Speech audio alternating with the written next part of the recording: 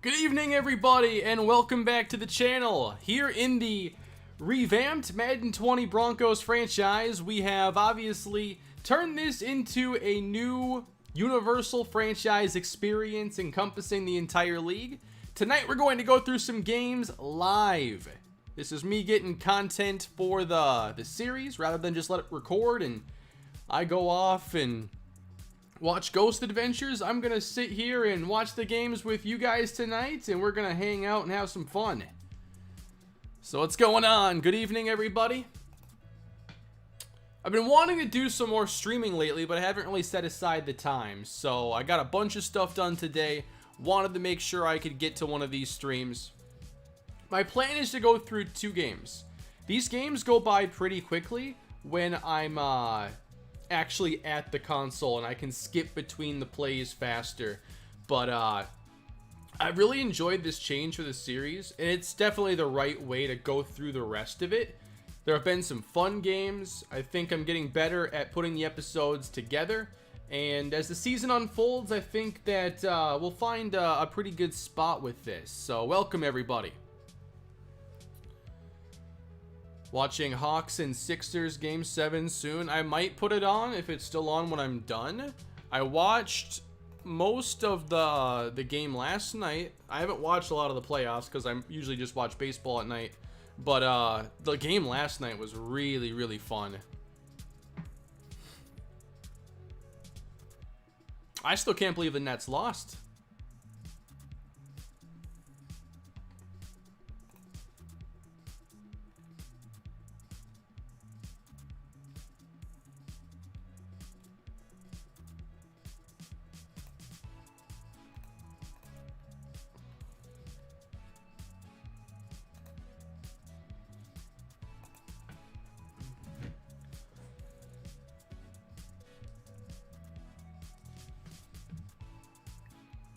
So we definitely want to go through this Broncos Jaguars game.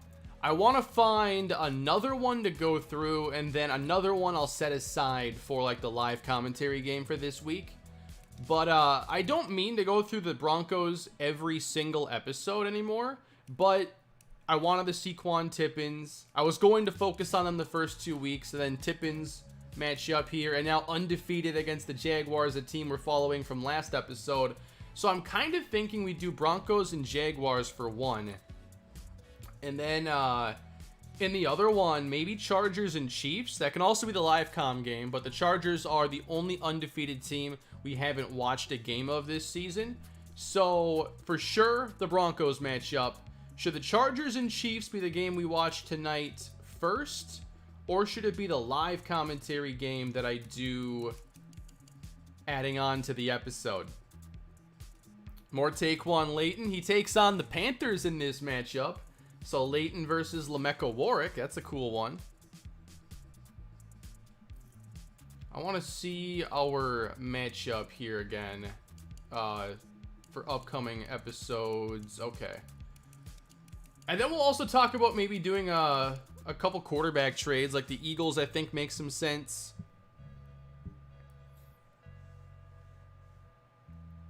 When's the next Madden 20 video coming? Not sure yet. Next video is going to be a Rockies episode, and I'm recording for the next Broncos right now. Got a Texans video up tonight. I have recorded the next Rockies episode, which is the big Trevor Story trade episode. I've recorded it. It's partially edited. The plan is to have it go up tomorrow.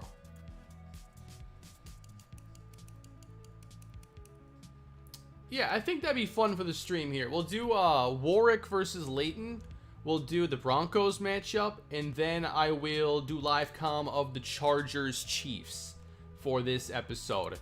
And then I'll probably sim week 5 and start to get through the middle of the season faster. You'll find out the story trade in the next episode. Will I do every team in a playoff battle for week 17? You know, any team that's in like a win and in situation, probably. We'll get there when we get there, though.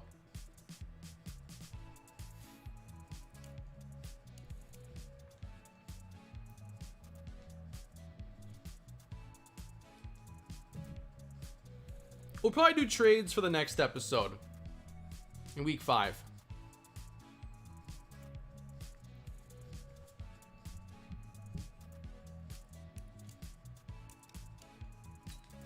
Just letting these upgrades do whatever they want to do.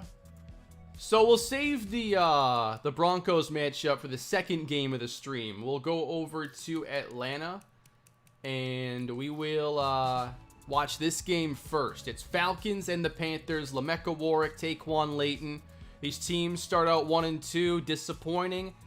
Nobody wants to fall to 1-3. So there's your matchup we're going to first. No, the Broncos won't be in every episode, but if they're still really good, they're going to be in a lot of them.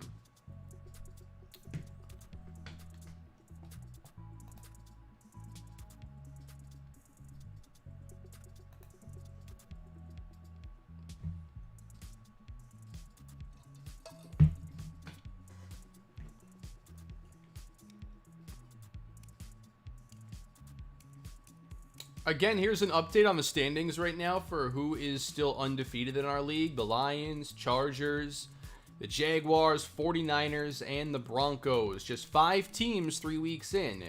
A few teams still winless. But these are the teams we'll be focused on for now. Obviously, the season still has to develop a little bit. Only 3 games in. So why don't we get on to the episode? Hey James, I appreciate the super chat. Thank you very much. Have I set everything like the scouting to auto? I have for everybody but the Broncos because I'm going to be editing the draft class. I suppose I could turn it on auto for now and then edit the draft class later on. But for everybody else it's set to auto already. You like the uniforms yesterday? I saw those. I'm like, what's going on? What is this uniform setup? Oh, well, they're up 41-0. It doesn't matter. Let me check injuries.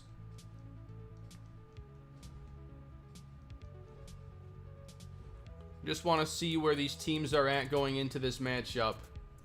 So the Falcons are missing Ethan Cornelius. He's pretty much done for the year with a broken ankle. And the Panthers are without Christian McCaffrey still. So no CMC.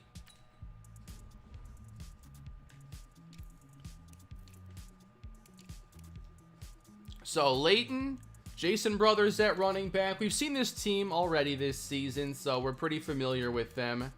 Manny Acosta is number 10. Davis is number 82. Antoine Austin will start at tight end. And for the Panthers, without CMC, it's Matthias Carter, the former Raider in the series. DJ Moore, Cliff McKee, and William Sapp at receiver.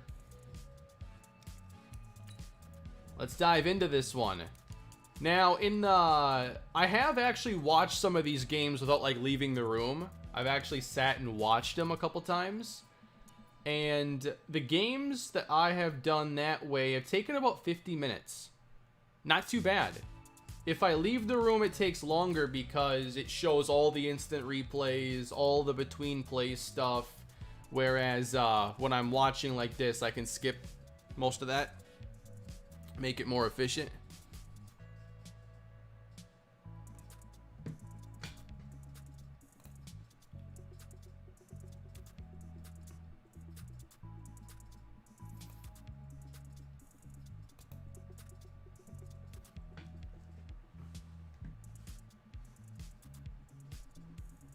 Hoping for some good action tonight. I want to hopefully get some really good games in these episodes. We haven't really had a lot of great competitive ones. There have been some lopsided games and some upsets.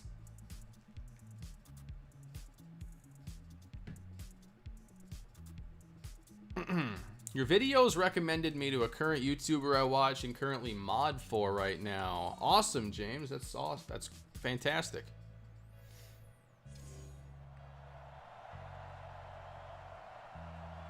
Do these videos take you longer to make or less time than the traditional Broncos episodes? I'd say it's very similar because I'm still doing some editing and some post commentary. It ends up being probably a wash. It's really, really similar.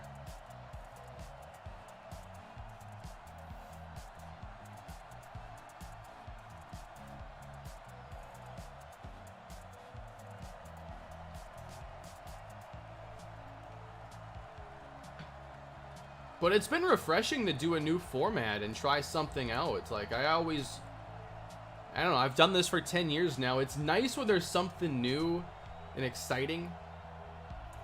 And I'm getting some good feedback on here. One thing I would like to do this week. I want to do this as much as I can, but I like to get my videos posted earlier in the day. And if that means I need to finish content and then hold it for the next day so I can post it earlier, then I will. Because I'd like to, I really like to start seeing some of my stats on these videos if I can get them up earlier, because on a lot of these days recently, I've been getting the videos up like 6, 7 p.m. and that's not really prime upload time, and then, you know, it's midnight by the time the video's 5 hours old, so it ends up getting more views kind of the next day, which happened with this most recent, like, Rockies video. So I'm hoping to get videos up earlier. Ideally between, like, noon and 3 Central Time. Get home from work and seen you are streaming. Score. Thank you, Gary. We are underway with the first game of the night. We're going to go through a couple. We have Jason Brothers running for a couple yards. Falcons coming off that disappointing loss last episode. And now these two teams at 1-2 really want to be able to at least even the record and not fall to 1-3. Going into the future for Madden 22, as this is broken up for Davis. Nice play. Could I continue this type of league coverage? I don't know yet. I need to, that's part of why I want to post the videos a little bit earlier, so I can get a cleaner evaluation of different analytics here. Like, I'm going to compare them to, like, the prior Broncos episodes and look at, you know, how much are people watching of those videos. It gives me audience retention data, and before I make any changes to my formats or anything, I have to get a larger sample and go through the data myself. I know a lot are saying already, like, just make this the new format, but not committing to something like that. I like it, for sure, but the numbers may still indicate that people prefer the traditional one-team style. So a 3-and-out to start things for Atlanta. It's Lamecca Warwick time. Kane, you got me to change how I play my franchises. I'm watching most games instead of simming. Keep up the S-tier Madden content. I love to hear it. And don't be afraid to sim from time to time. Carter started out strong there and then ran into a blocker. But simming has unlocked a lot for me, because you're held back most by time and interest. Now, I always have interest in my series, but the time factor is unavoidable if you play everything. All 16 games every year. It's hard to get through, you know, the entire careers for your players when you play that way, unless it's the only thing you're doing. So don't be afraid to simulate either. Like I found on my second channel, I can watch 4 games, sim 12, and feel like I got the whole season experience. Running on 3rd and inches, that's enough for Carter to move the chains. If I do another project in NCAA, that's when I'll want to do revamped. Otherwise, I'm not doing anything on the game, so I'm probably not going to download it. I'll just watch gameplay if I want to check it out. Lamecca Warwick throws complete at the 46-yard line for a gain of 7. That's Nico Lolotai. The thing, though, with the league-wide coverage is it requires me to be controlling those other teams. Warwick takes off across midfield. That's a nice run. Out of bounds at the 35. So that creates a bit of an issue. I wish they'd make it so you could watch any game, which you could do in NCAA. I think you can do it on MLB. I'm not sure exactly. But they should just make it so you can watch any game, because that would be something I'd want to do on a more regular basis. Demp sacks Warwick back at the 44. That's a loss of 9. CPU is going to get a huge boost according to Clint Oldenburg. I'm looking forward to that. I've enjoyed CPU despite some of the issues. I think it's a cleaner game than user versus CPU. So if it can be even better, I'm excited for that.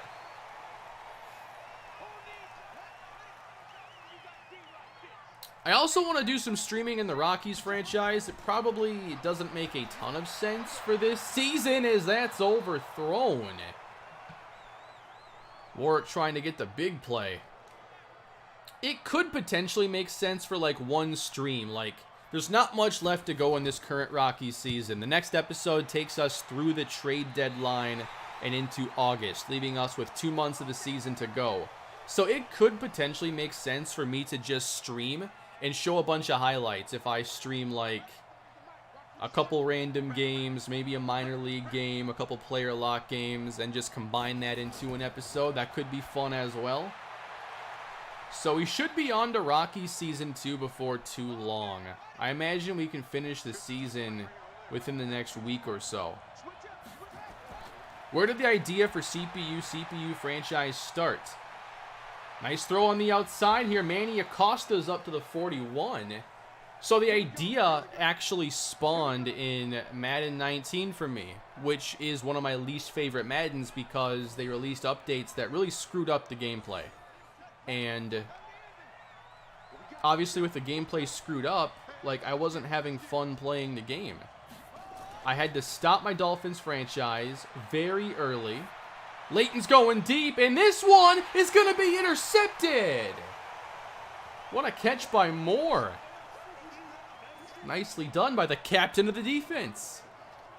Am I dropping a video after the stream? No. I already posted a video today on the second channel. But the idea for what I do CPU style now spawned out of me not really having a good time playing the game and wanting to find some way to enjoy franchise mode and focus more on the team building.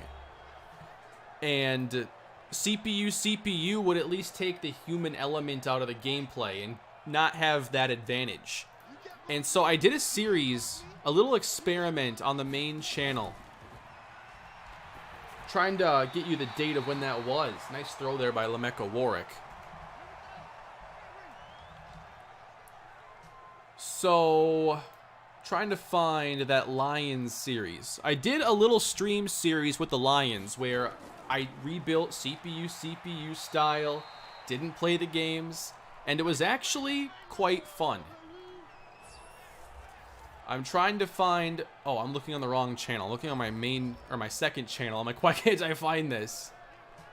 But that's how it came about, because like the gameplay wasn't great. So I'm like, how can I just focus on the team building aspect and have that be the focus?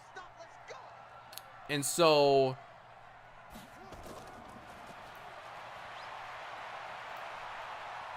I just decided to roll the dice on it. You know, I experiment a lot with different types of content, and I did it with the Lions stream series. It wasn't a long series that I did. It was back, man. Here we go. So it was 2017. So Madden 19 obviously wasn't out yet, but this is where it began. But that was another game where I was having some trouble enjoying the gameplay a bit at times. And I remembered that when it came to Madden 19, and I had to end a franchise, wanted to find some way to do some rebuild content. And that's when I did the Browns rebuild. They had just gone 0-16. I'm like, all right, let me do a quick rebuild of them. I'm not going to play the games. I'm sure it'll only be a couple episodes because Madden is easy. And then it wasn't as easy as I thought it was going to be. And then on top of that, even on a game I didn't like, Madden 19, the CPU gameplay was so much better than user CPU. So I'm like, people are watching this. The Browns rebuild is the biggest thing I've ever done on my second channel. We got something here. And that's when a 3-episode idea turned into what I did until the next Madden came out. And then it became a permanent staple on the channel. The gameplay is better. Wow, Garrett hurt? That's huge. The gameplay was better. I got to focus on team building, and the players were the star of the show without, you know, me controlling them. And I enjoyed that more. So that's how it came about. Going downfield here, inside the 10. What a throw from Warwick. It's caught by DJ Moore. I gotta say, I think Carolina's gonna win this game.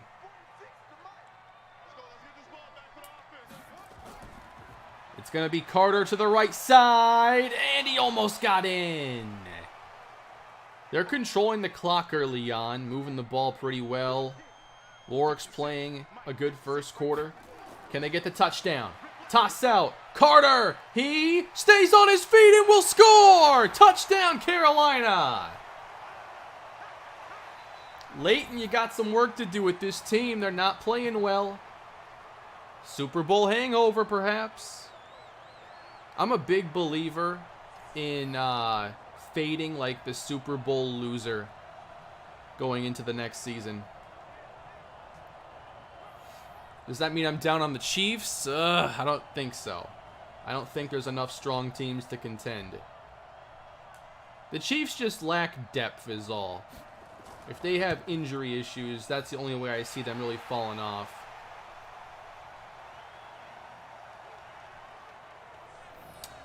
Yeah, good to see Buxton back. I didn't watch the game today. I had other games on because I don't have whatever station the Astros and Rangers are on. The whole TV broadcasting rights. I don't have cable because I'm not 58 years old yet. So I just watch other games when the Twins play Texas teams. Actually, like, I really enjoy, like, certain teams' broadcasts because I have MLB TV so I can watch the Twins. Wide open. There's Davis, and the Falcons need something here. But, like, baseball, all it is a podcast with a game in the background. If you're watching the right broadcast. I think the Twins broadcasts are usually pretty good. Depends who the partner is for Dick Bramer. Because not everybody's a great color commentator for like a 3-hour show. Like, I really enjoy when LaTroy Hawkins and Justin Morneau are on there. There you go, Davis inside the 30. So there's a few teams that I'll just watch because their commentary team is good, and it's like having a podcast in the background. I did that today as I was working on stuff. The Colorado Rockies, I really want them to be better because I enjoy their commentary team so much. I don't want them to lose interest if the team is bad, so I want the Rockies to get good.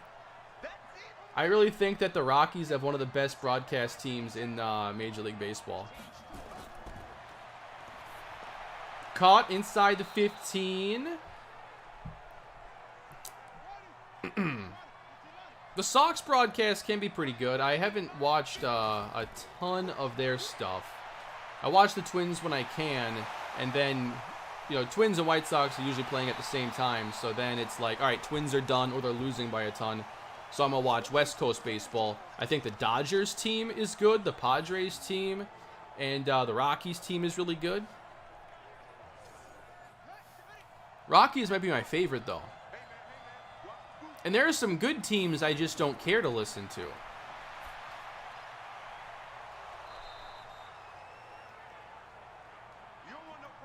Injuries.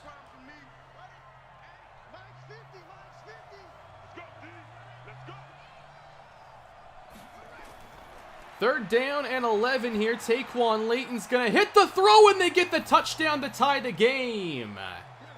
That's Clemens' first career touchdown reception. I don't know who that is, but he just caught a pass to tie the game. That was a desperately needed score. I do like the NL West. I really like watching it, especially now it's getting so competitive because you got the Padres and the Dodgers at the very top. I'm glad it's not just the Dodgers now, and the Giants are a solid team.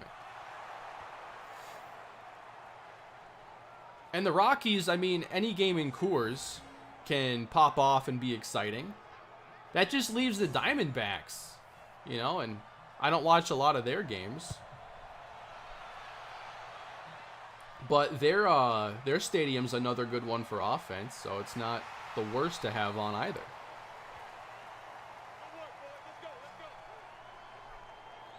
Have I thought about a Texans like franchise on MLB The Show? I have. But with how much I do, I'm just kind of strapped for time to add anything more like that.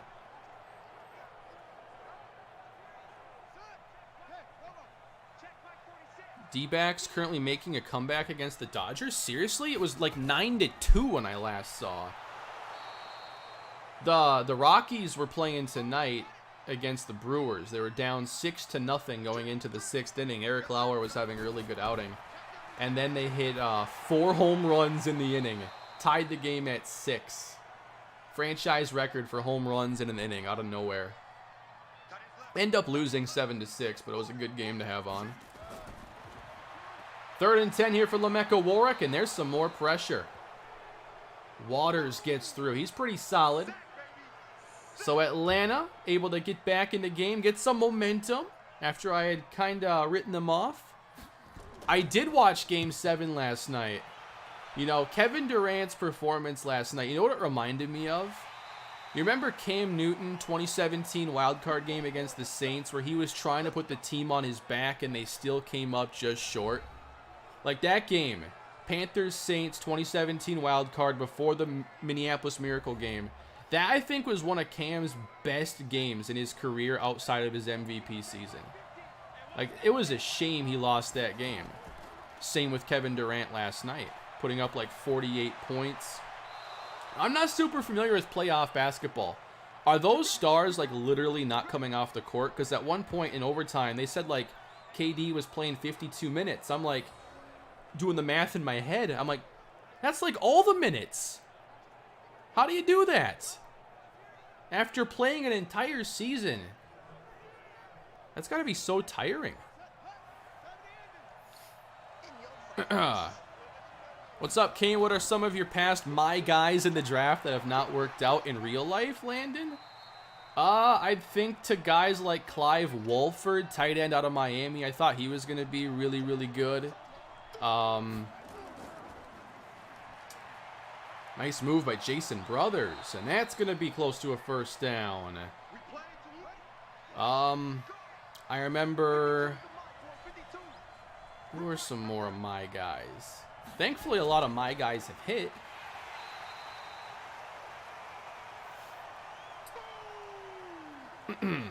Yeah, I know the Nets injuries were, an issue throughout the season, and Kyrie didn't even play last night. Hakeem Butler was one of my guys, and now he's a convert to tight end, so I'm like really worried because changing positions isn't necessarily a good thing. That gives you such a low hit rate. To me, a position change means, all right, you're not good at what we acquired you for. If you're going to make it, you're going to have to do it at a new spot. And that's just like you spend your whole life playing receiver or quarterback or something, and now you make a switch at the highest level the game is played. Good luck. Leighton intercepted in the end zone. I just spit everywhere.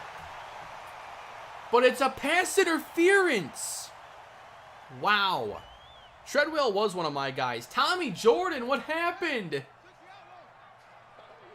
Wait. No. That is incorrectly assessed. Wow. Don't step out of bounds like Orlovsky. It's a safety. What's going on? Who are some more of my guys that didn't pan out? You know, I thought Johnny Manziel was going to be really good because I thought he had the it factor. Trying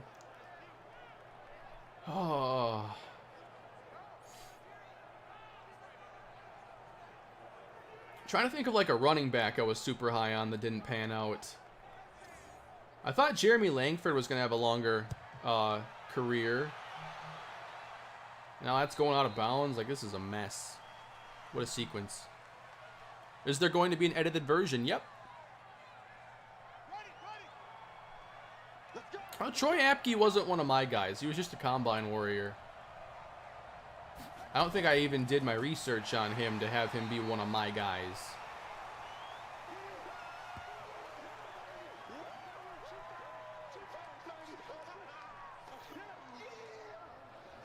Langford was my guy. Yeah, I really liked him a lot. I also liked Amir Abdullah a lot. He just kind of became a third down back kick returner.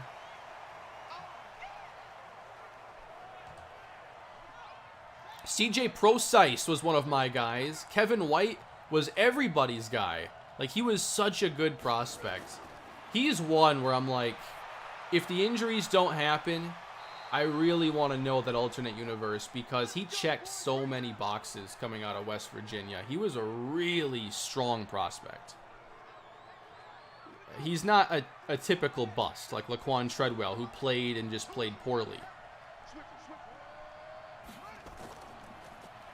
Here is Brothers to the right side. He will not get much. I thought Darian Thompson was going to be good. He was one of my guys. I really like Darian Thompson a lot. I did like Josh Doxson, yes. I was not a Will Fuller guy, and now I've come full circle on the whole deep threats that drop the ball, understanding their value and everything. And I just like Will Fuller a lot. Yep, Josh Doxson was one of my guys. But I've had some better calls on receiver, too. Tyler Lockett was one of my guys. Chris Godwin was one of my guys.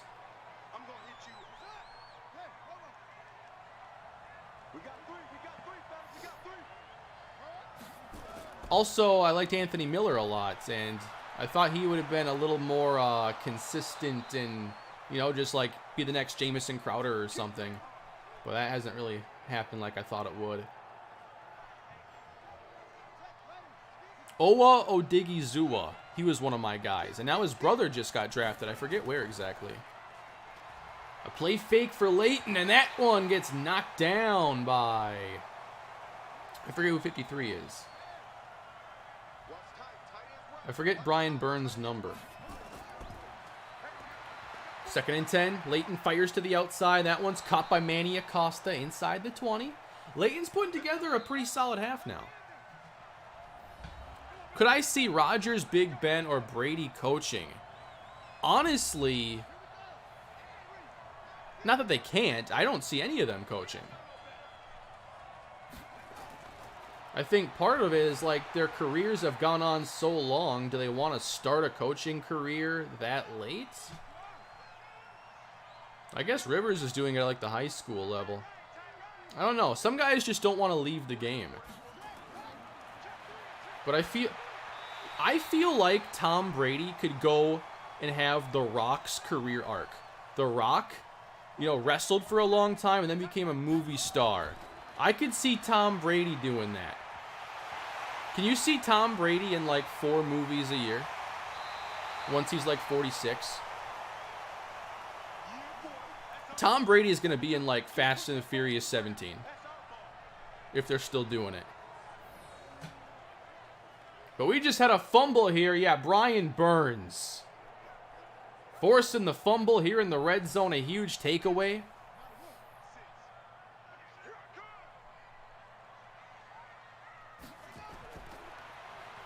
Here is Lamecca Warwick with a lob downfield and double covered. Incomplete. Yeah, Gronk's more the movie star, but if Brady wanted to, nobody's saying no. If Brady's in a big blockbuster movie, the movie of the summer, you're watching it.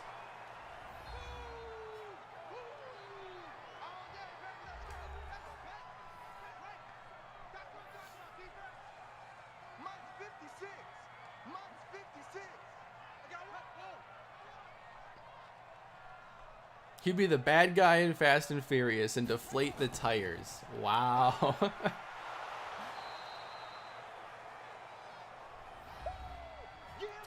Still a 9-7 ball game. This game has had some weird twists and turns already. Favorite Madden.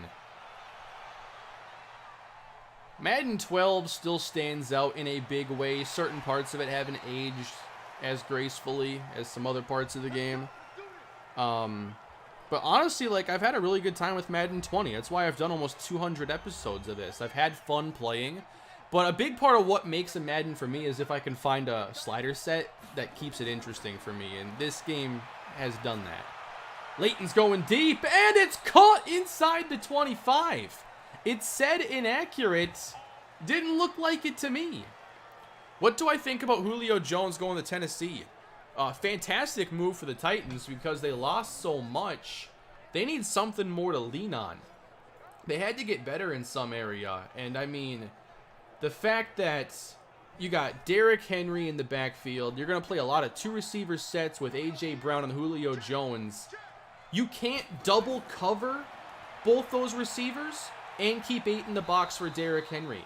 So it's going to be this constant, like, rock, paper, scissors game where the Titans get to see what you do first and then answer with rock or paper. They're going to have such a unique setup if they all stay healthy. I can't wait to see it play out.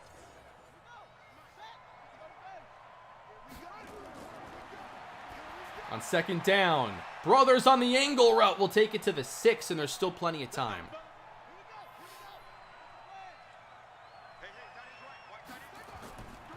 On first and goal, it's a quick pass through the hands of a receiver. I think that's Antoine Austin. Wow. But a couple more shots here. They're not even running the football. I think Anthony Firkser could be a good fantasy option this year for sure. The thing about fantasy football, you have to look at the size of the pie and how many pieces of the pie. And Julio Jones, I think, makes that Tennessee pie a lot more interesting. Firkser becomes like the 4th most interesting guy, and at tight end, being able to take a piece of that pie, I think, makes him very fantasy relevant.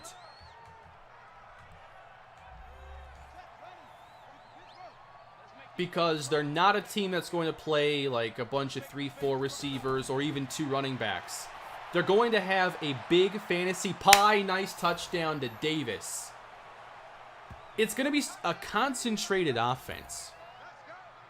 And at tight end, in fantasy football, you either want a superstar or a guy who gets a slice of a good-sized pie, all right? If you can't get Kittle, Waller, Kelsey, Kyle Pitts, which he's going to go too early this year, he's going to be drafted at his ceiling.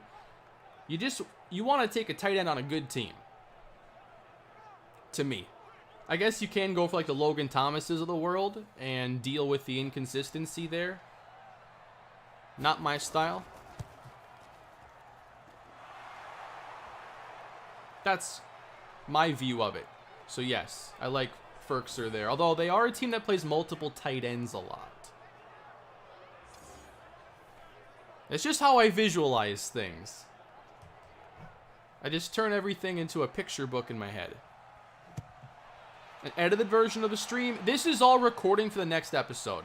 That's why I'm okay going off topic talking about fantasy pies. I'm just recording right now. I would be watching Ghost Adventures playing Pokemon Platinum right now if I wasn't streaming. I just started the Pokemon Platinum run. Every year, I get Pokemon fever. And right now, I want to play some Pokemon. I'll do it later. When will I announce 22 teams for franchise? When the game's out.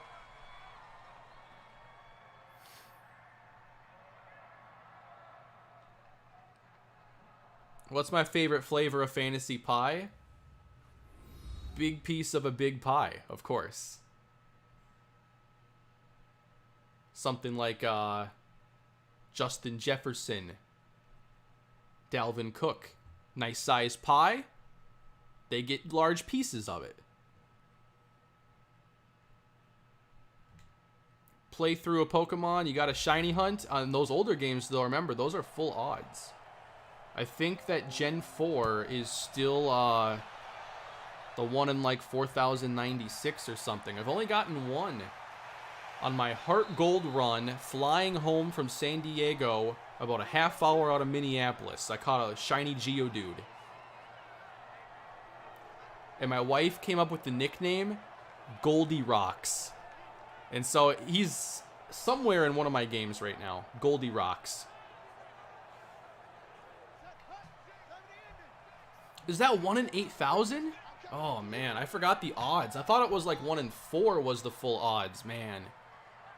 That's wild. A quick pass here. Carolina. They got some work to do. Atlanta scored 16 unanswered.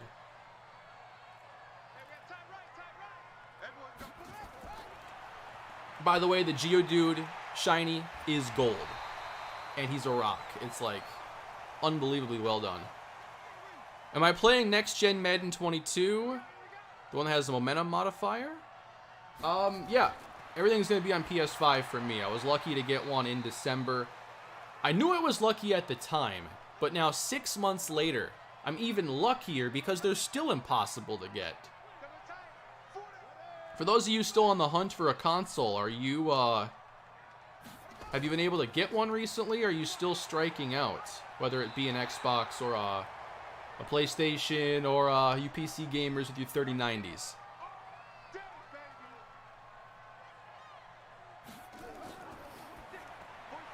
That's a quick pass on the outside. It'll be enough for a first down, but not much more. I've been playing Pokemon for 20 plus years and never ran into a random shiny. Yeah, I mean, it's only happened to me really once. I don't have a lot of shinies in my games. It's easier on some of the newer games. I have some on Let's Go. On the outside, getting upfield. What a catch and run for Carter. Well done. I've been trying to get a 3090 forever, but I'm not doing the scalper thing. Oh man, what are they going for on the secondary market? Because PS5s I think are still going for 8 to 9. So waiting for a 4090 at this point, yeah.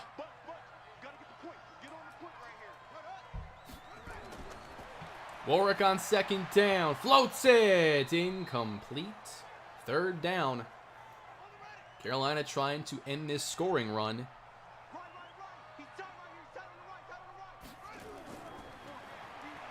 Here's Warwick, he wants to leave the pocket right up the middle and slides down.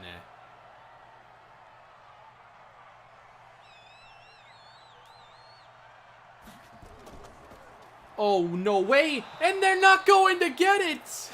They tried the fake field goal.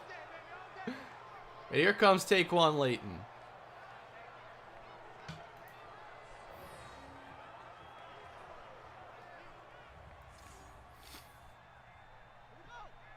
Comfortable with my Switch for the foreseeable future? Yeah, the Switch is a great console.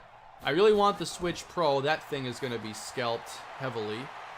But, whenever it comes out, I'm guessing next year. I'm thinking that they're going to launch the Switch Pro, and they're going to do it when they have more to show with Zelda. I think that's the one you have to put it alongside. You got to show, like, this is Zelda, 4K, or whatever it's going to end up being. And that's how you create the hype for the next machine. But yeah, I love my Switch. And Mario Golf comes out in 5 days. Can't wait. Wow, that's a fumble. It was a backwards pass. Carolina's going to take over. Xbox Series X Next Gen plays good. I might pick up an Xbox at some point. Game Pass is such a good deal. So I can play everything I want to there if I get one. I even considered an S, but I don't know if I want to play at 1080. I got a 4K monitor now, and I want to play everything at 4K. I'd only be playing Xbox, like, single-player stuff. Wow! Or maybe Halo, you know, if they do a good job with Infinite. But I feel like they're not even hyping up Infinite's multiplayer. They showed some stuff, but I don't think they're trying to get people hyped up. They did a lot more to hype up Titanfall back with the Xbox One launch. Maybe they've given up on Halo ever being a big game again. Or like part of like the internet zeitgeist again, you know? When is Halo going to be like a top 5 game on Twitch or a top competitive game again? I love for it to be that way because I like what Halo can be and what it used to be. But that's so long ago. Halo 3 is almost 15 years old. Third down upcoming here for the Panthers. Who's my favorite player in the league that's not on the Broncos? Man, might be Hayden Jean-Charles. We haven't seen him play yet. We haven't watched a Bills game. That's open for a first down. We got to get to a Bills game soon. Hayden Jean-Charles. Chidi Ikechukwu. Forza Horizon 5. Oh, yeah. I haven't really been keeping up with the Horizon series as much, but I love those games. I think the first Horizon is maybe my favorite racing game of all time. I wonder if I would still think that if I played it now. I just thought the Colorado environment in the game was so good. And at the time, it was doing something other games weren't. And it was such a good game, just technically. Who wins an MVP first? Allen, Dak, Kyler, or Carr? Well, I mean, after Allen's season last year, I'd have to go with him having the best chance. Partially because we've seen him play at a super high level, and the offensive coordinator is still there.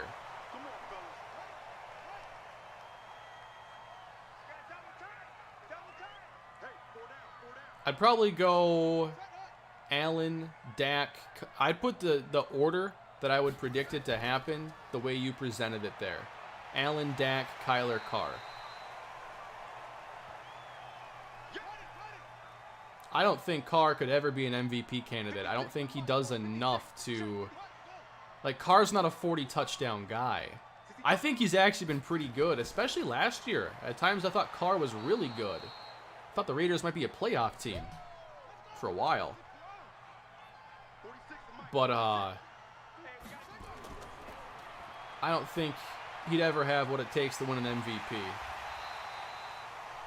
Especially the way the game is played now. Like, you look at some of the stuff that Mahomes, Rodgers, Josh Allen from last year, Dak Prescott at times. Like, I don't think Carr has ever done that.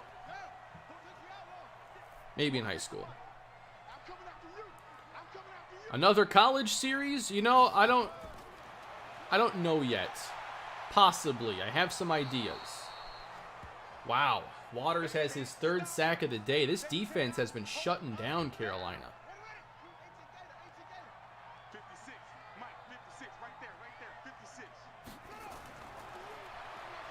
On 2nd and 16, he's going down again. Man. Come on, Panthers. Do something.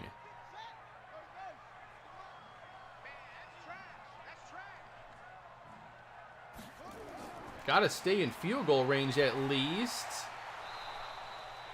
That lost a yard. You can't fake it now. You gotta kick a real field goal. 54 yards, too, to make this a one-possession ball game. The kick is short. Carolina dropping the ball. Atlanta has 16 unanswered. Deconator, how you doing? Glad you could make it to the stream today. Falcons in control. First down run to the outside for Jason Brothers. Let's go, boys. Let's go.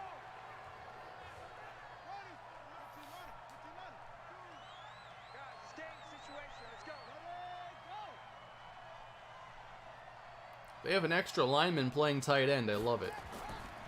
And they'll keep it on the ground. Brothers cuts it to the outside and makes a bad move.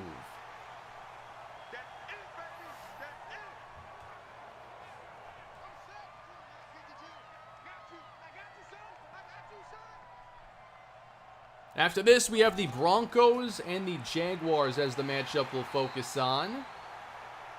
I haven't done a great job keeping up with the gameplay in this one. I've been talking about random stuff so much.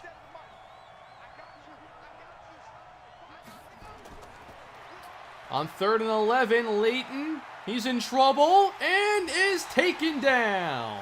McPherson. Still a 2-score game, but Carolina desperately needs points on this drive.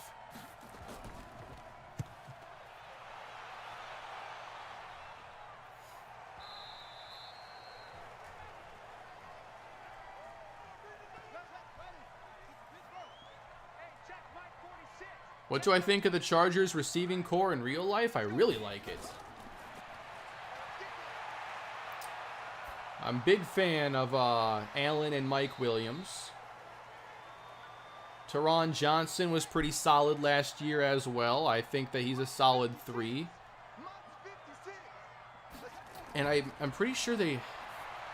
Didn't they draft somebody?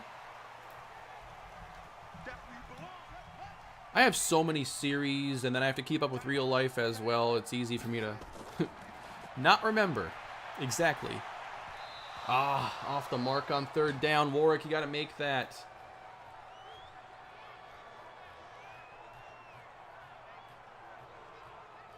Yeah, I love their draft, getting Slater and Asante Samuel Jr. They took Joshua Palmer. I didn't know much about him. They're going forward on 4th down. He's not going anywhere, is he? Sacked by Demps. Falcons winning it with their defense. Not that the offense has played poorly since their start.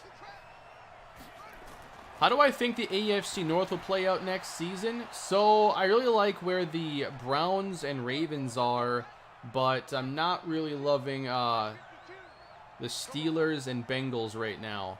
For one, I'm not convinced yet that the Bengals have the right coaching staff, or that they did the right things for their offensive line, or that their defense is going to be okay.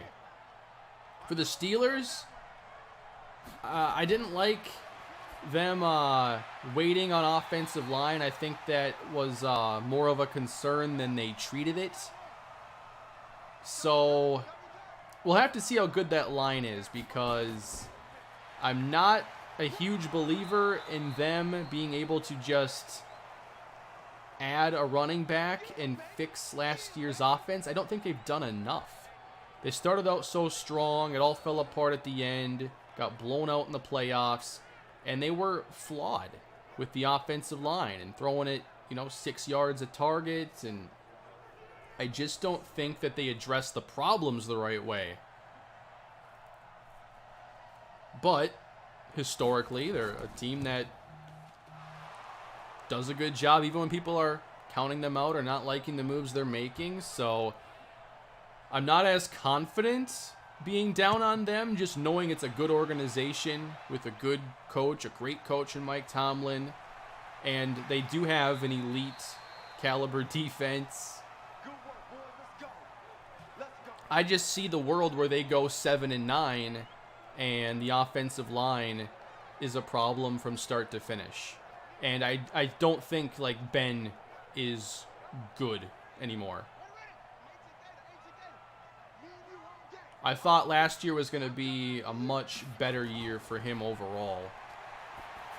So now I'm kind of off that.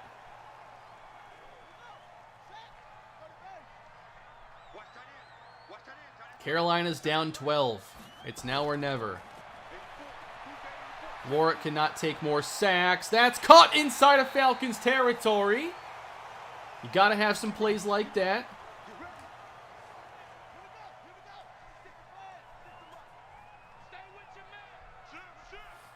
I got dinner to grab here in a second. Hang on to the football. Be right back.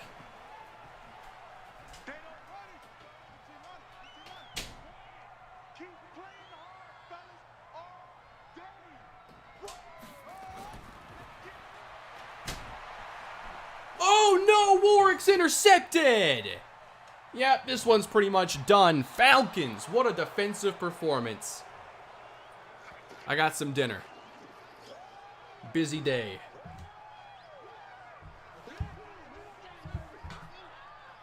Spaghetti and meatballs. And looks like some garlic bread too. So don't mind me, I'm eating a full meal on stream. When is next Rockies episode? Looking at doing that tomorrow.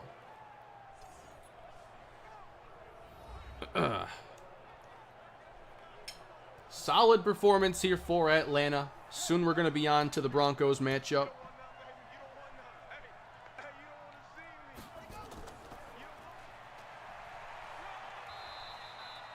I don't even know why I have this in. There's no music playing.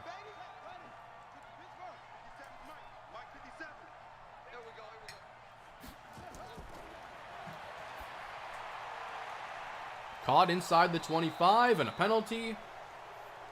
Looks like Carolina's moving to 1-3. And not a very good 1-3. Which NFL rookie are you most excited to see this season? There's so many. You know, Trevor Lawrence being one of the top quarterback prospects, really since Andrew Luck, and I think, like, there's more hype for Lawrence than Luck, because Lawrence actually won in college. Like, titles. He played national championships. So, I'm not even sure. Like, I think Lawrence was a better prospect than Luck. How far do you got to go back to find a better quarterback prospect? And Jacksonville has just historically not been a great franchise, and now they have, you know, the ultimate quarterback prospect. You want to see if they can really be good. Like, when the Browns got all this talent, can they actually be good? Eventually they got there. I'm excited to see Kyle Pitts because I think he's one of the most unique prospects the draft has seen in a very long time. The expectations are through the roof for Kyle Pitts. I've never seen a tight end with the expectations he has. And he's more than a tight end.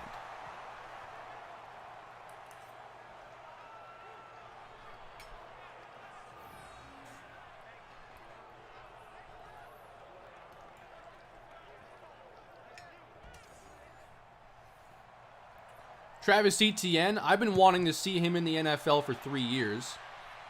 And I want to see if he can be as good as I think he is, because I'll say it now. I think Travis Etienne is the next Dalvin Cook.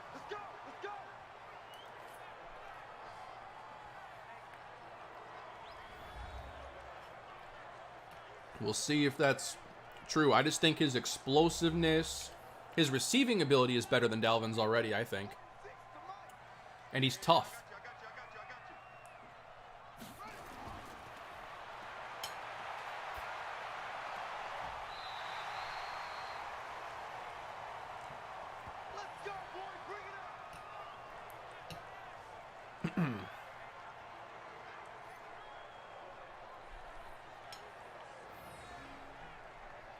I'm also very excited to see these receivers.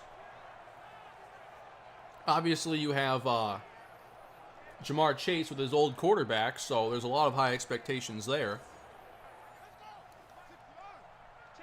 And then I really want to see how Devontae Smith translates, partially because, you know, he's like 160 pounds, and a lot of times those guys struggle to stay healthy, and hopefully he does. But also, what does that mean against physical corners? But his route running, his speed, should be high level, I think, to start. Ooh.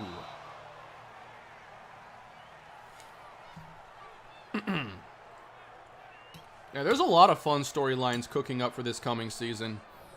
It's going to be a lot of fun.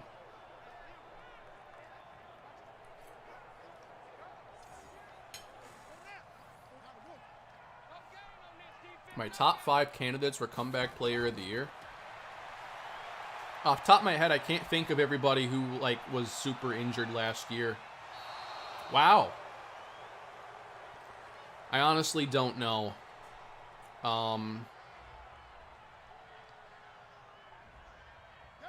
Saquon Barkley, I know, was hurt, so he's going to be one of the top candidates.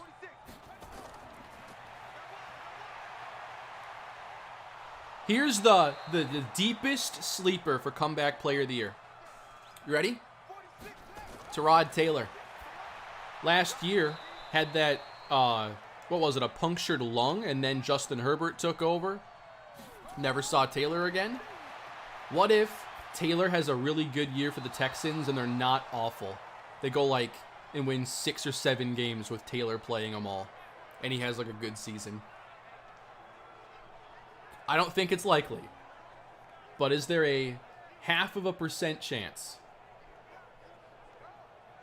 that Tyrod Taylor could be comeback player of the year? Why is it people ask me, hey, what do you think could happen? And I say something that I think only happens in like once every 200 years. Yeah, CMC's an option. They'll get a touchdown at least. DJ Moore.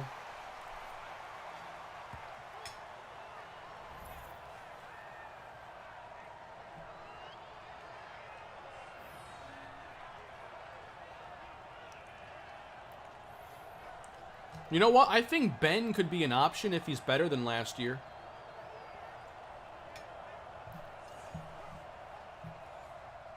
I could see that happening. How much did Julio play last year? Because I remember him destroying the Vikings. He had 2 touchdowns against them, I'm pretty sure.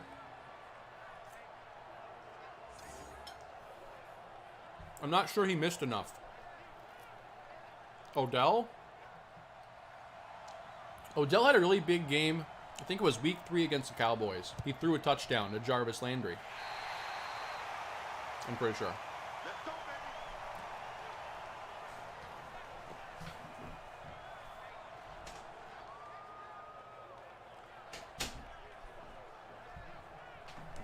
What's for dinner, Kane? We got spaghetti, meatballs, and garlic bread.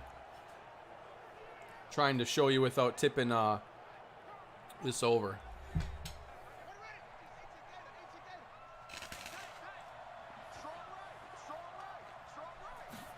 That bread is crunchy. This isn't necessarily over. It's an 8-point game. How'd they get the ball back? Intercepted. Hey, let's go. Interception all day, baby. Let's get this. They really got... Oh, Jarvis threw it to Odell? That's right. In my head, I can picture it. I don't think Odell's left-handed. Jarvis is, because I can picture the left-handed throw in my head. Oh, man. So Atlanta's going to walk out of here with a 22-14 win.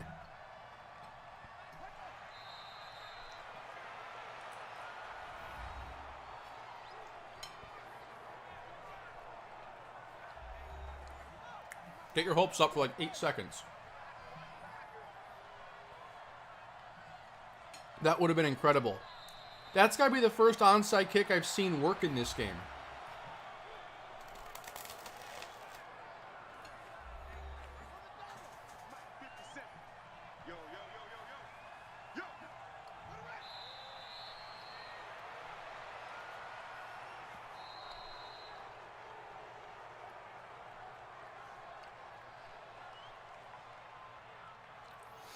If Joe Burrow gets hurt for the season again, how much flack will the Bengals get for not drafting Sewell? All the flack. All those TV shows with people yelling at each other about sports stuff. They would dedicate the whole week to trashing the Bengals.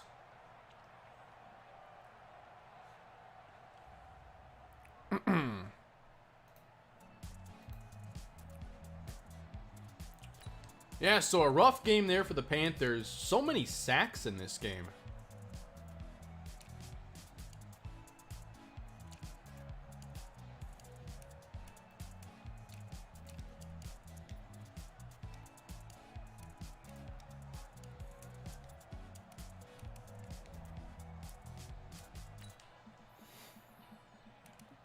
I really thought that Burrow being hurt last year was going to cement them drafting Sewell. I thought it was that simple. I didn't even consider Chase. I thought Sewell was a lock.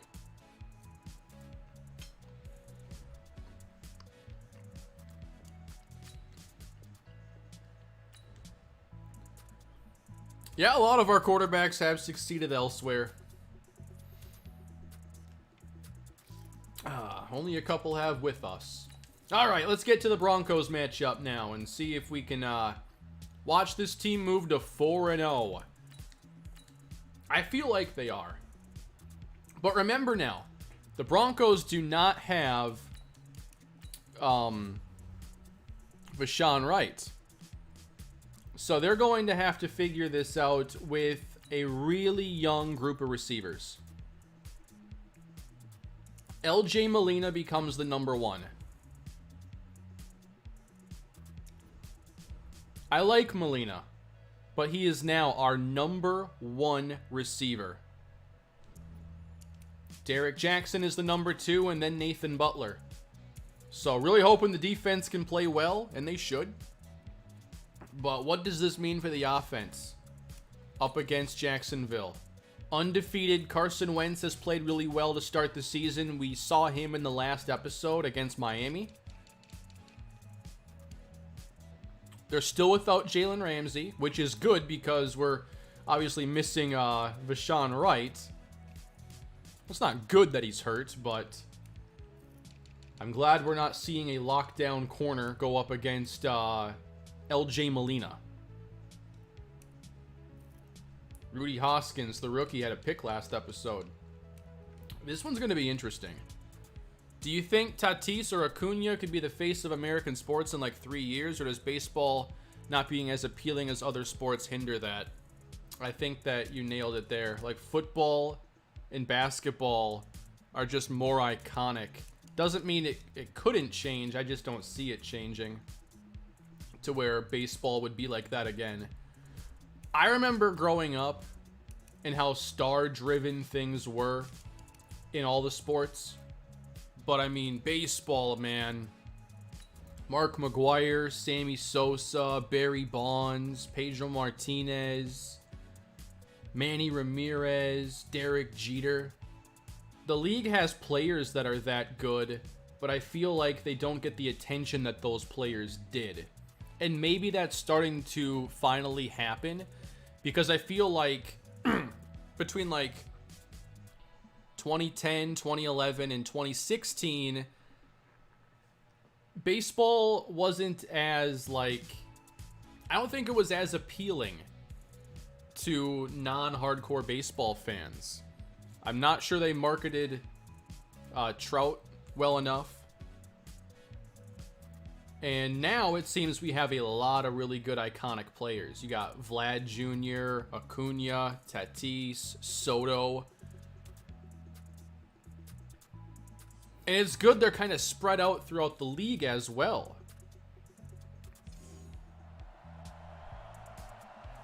Like, I love the talent that's in baseball right now. I just don't know about baseball, like, growing and having more attention from people. I don't know if this accomplishes it. Oh, Ohtani. I don't even know how I missed Ohtani. Ohtani is massive. He is one of the very few players where it's like, if he's playing, you gotta watch, especially if he's pitching.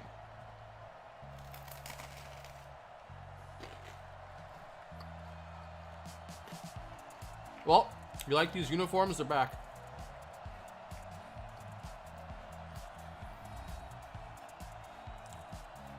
To me, if baseball wants to be more widespread appealing, they need to me, it's not about games being long or games being short. I think they need to increase the amount of balls that are put in play. I don't know how you do that. But if I were to think about what change would make for a more entertaining show, it would be less pitches, more balls put in play, less walks and strikeouts is how you get there.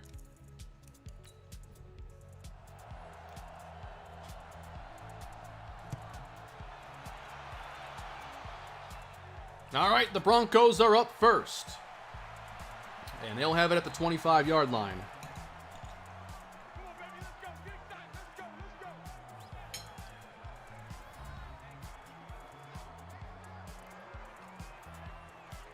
Sheffield's playing really well without me controlling him throwing interceptions.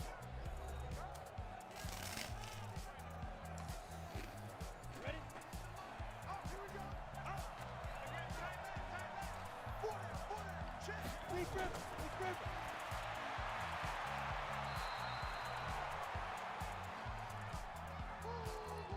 When it comes to baseball, I do think the pace of play matters. Like, not having a bunch of time between pitches and, you know, I think it's hard to keep people's attention if they're not a hardcore baseball fan when there's like a 2-minute at bat. A guy fouls off 4 pitches, it's a full count, and then there's no payoff. I think that psychologically is just not what entertains casual viewers these days. 3rd down and 16. Sheffield goes long, and it's incomplete. Took a shot from Molina, who had it for a moment. How do I get back into Madden this late in the year? Realize that there's only 2 months until the next Madden, and think about what can you do in 2 months that would be fun. And maybe it's like taking a really, really bad team and trying to rebuild them before the next Madden comes out, and maybe you play a handful of games, sim the rest, or watch games and sim the rest.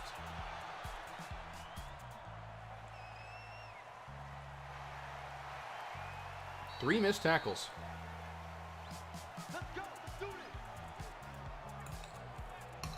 Wait, the music can go off. My bad.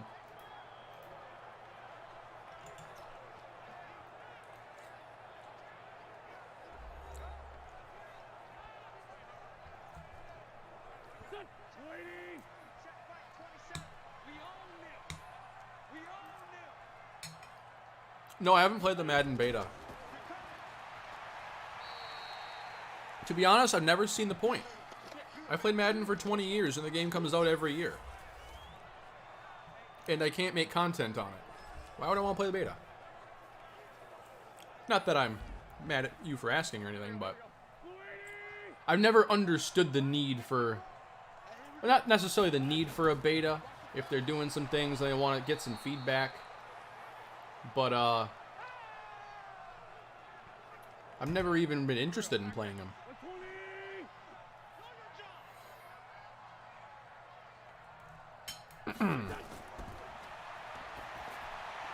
This one goes long, and it is ripped out at the final moment. Incomplete. Yeah, it's good for feedback. But it's like, I'm spending most of my time making content, so I wouldn't play a lot of it. I can't make content of the beta.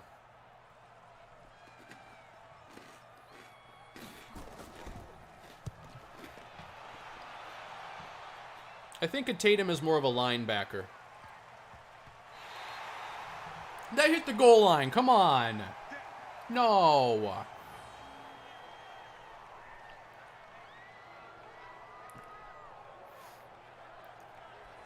Closest to true contention. Chargers, Dallas, Carolina, Miami. Chargers, I think. I think Justin Herbert gives them a really good chance. They're coming off a really good draft, and they just revamped their entire offensive line. That'll get us some room! First down, Levi. Chargers' offensive line might be actually good.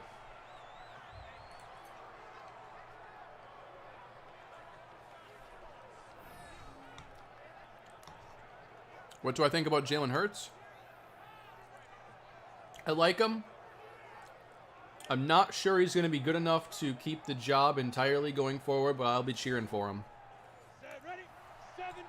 I hope he does it.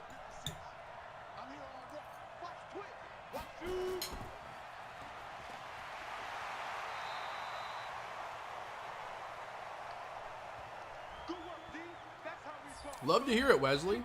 Love to hear it. I got spaghetti, meatballs, and garlic bread. Having some dinner here while I stream.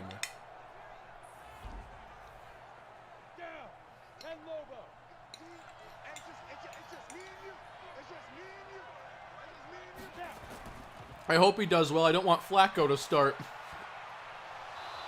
I can't believe Flacco hasn't retired. He must love football.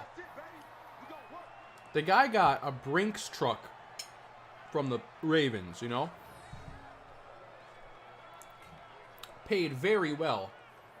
And now, let's be honest, Flacco is making money he'll probably never even spend in his lifetime. And his salary's got to be under $2 million. Or maybe Flacco's very bad with his money and he needs it. I don't know. I don't know the guy personally. One time I saw him tip somebody at a restaurant very well. That's about it. I don't know his finances. Here we go. 18 Gator. That's it. Here we go. See? Here I come. Check 31. Here's Price. He's got a first down.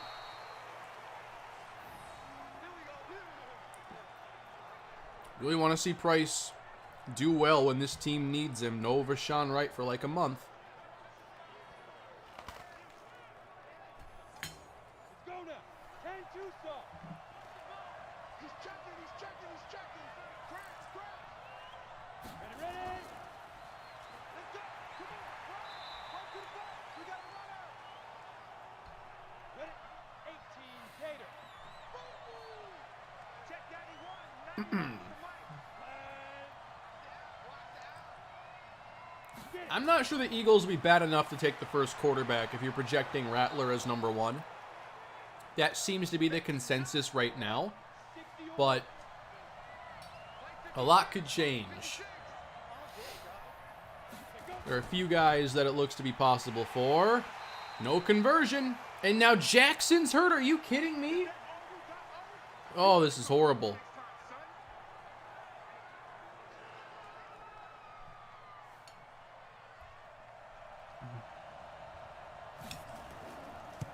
How about the field goal, though? Rory!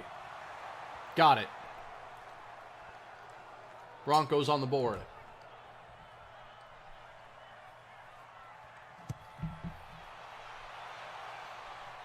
Yeah, Oklahoma's done great with their quarterbacks for a while. I understand he's paid super well at Oklahoma, but do you think Riley ever makes the move to the NFL? It's interesting to think about, but honestly, like, if you're thinking about trying to be the highest in your profession, going to the top level, I honestly think if you are a top 5 college coach, you're already at the top level. I don't think you have to go to the NFL to prove yourself or anything. I don't think you got to go to the NFL to make more money. And if what you want to do is, like, leave a legacy, I've talked about this, I think it's much more powerful, and you have a higher ceiling doing so at a college program. Like I said, like, whoever's coaching Texas has a more coveted job than coaching the Cowboys, you know? The way I view it.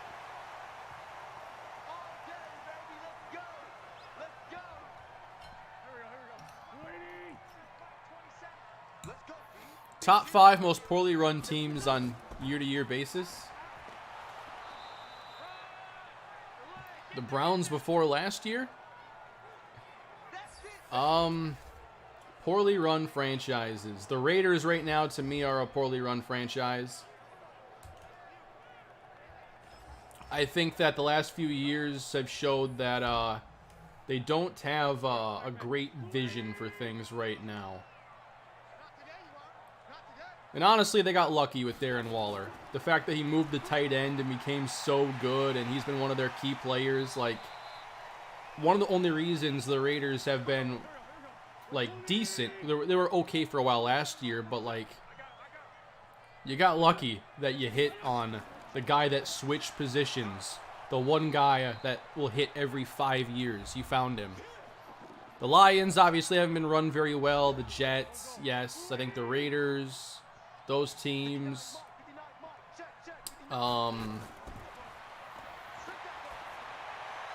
Wentz off target with that throw.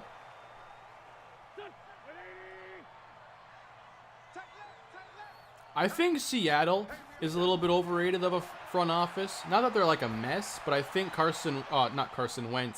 Russell Wilson has masked so many problems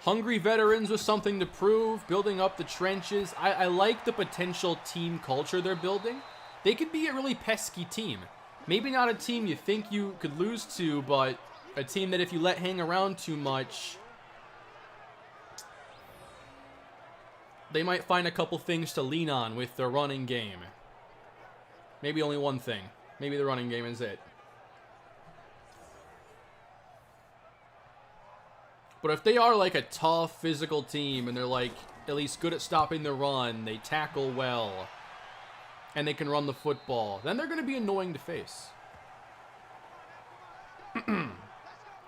Yes, how can the other team play without kneecaps? Of course. 60 Pittsburgh.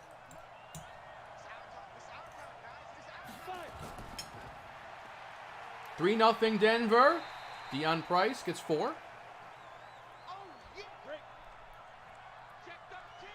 Check 13. 2.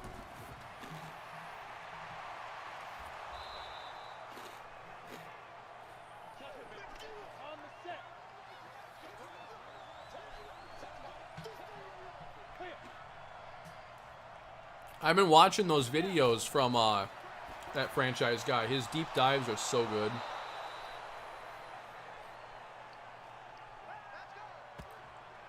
And that is true. When you put a player in an environment they've never been before, and not just Detroit, we're talking about expectation-wise and everything. You know, Jared Goff went to a big Pac-12 school, was the #1 pick, played for a pretty good team in the NFL, and now he's kind of going to Detroit. Low expectations, playing for a team expected to be very bad. Does that bring out something in Jared Goff? We don't know until the games are played. But I think that feeds into this idea of them having veterans that have something to prove. And if they can prove it, they're young enough to where you can benefit from that for more than a season. Big run here for Donovan Jennings, and he'll get out to the 38. Yeah, that franchise guy's deep dives. If you haven't watched them, every 3 days he's putting out a video that's about 50 to 60 minutes long, going through one team and everything about them. Coaching changes, players, who the third string tight end is, their undrafted players. Like, if you want a comprehensive view of teams, I'm not sure there's better content for doing it than his deep dive series. I aim to get through all of them. I've watched probably 5 of them already.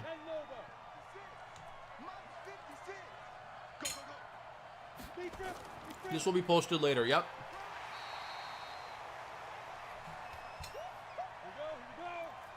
Almost done eating. Talking slows me down. Really good. I saw the Jaguars sign Laquan Treadwell. And that is going to be a touchdown for Levi Summers. 37 yards. Stepping up in the place of Ashawn Wright. Let's go. The Eagles deep dive's a really good one.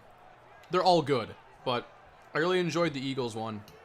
So I was curious what he thought about Hurts and wanted to see him talk about some teams that aren't, you know, the Eagles might not be very good, but you can't like definitively say that they're probably going to be a bottom 3 team. Like I think you can say with some certainty when it comes to the Texans and Lions.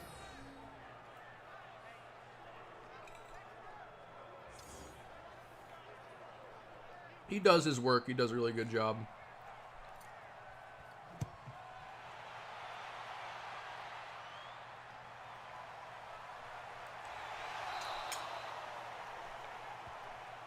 Let's go, baby. Let's go.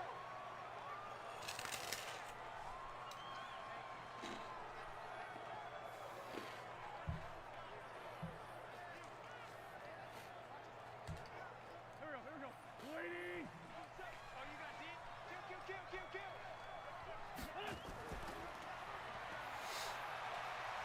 Jaguars trailing. I'm just about done. I can focus more on the game in a second.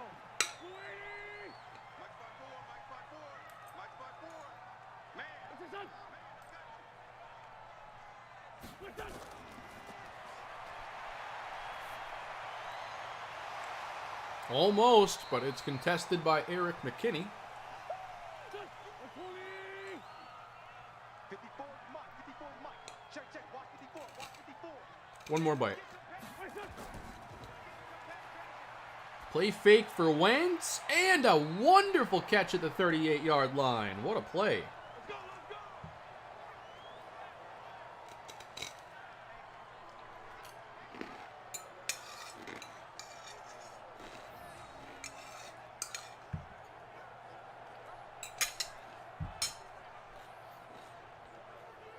Thanks, James. Have a good night. Glad you can make it.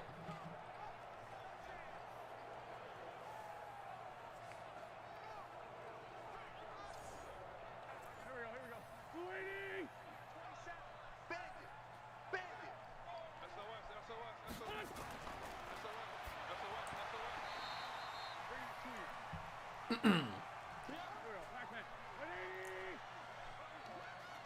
Will Dre Tatum be as good as Jamari? I don't think he has that ceiling.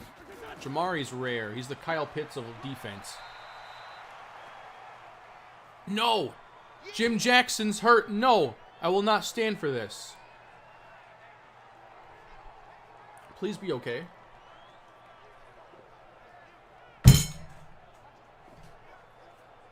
I want to watch Jim Jackson. Here we go. 180. Hey, check Mike 27. Check Mike 27. Carson Wentz to pass on third down. That'll go for a first. It's Noah Fant. Let's go. All done eating. That was delicious. Favorite players in the Texans franchise? Probably Cordell Hillhouse. Dre Tatum's becoming one of them. Amari Jones. This one goes out to Fant. Great tackle by Watts. I like everybody in that series. That's my team. 2nd and 9. Complete now to Joyce. Pinballs his way to the 36. Thoughts on cinnamon gum? I really liked it growing up. Downfield now, and nearly intercepted. Very good coverage at the sideline. That's Danny Reed Gray. What was the cinnamon gum? Big Red? I wouldn't mind a stick of that.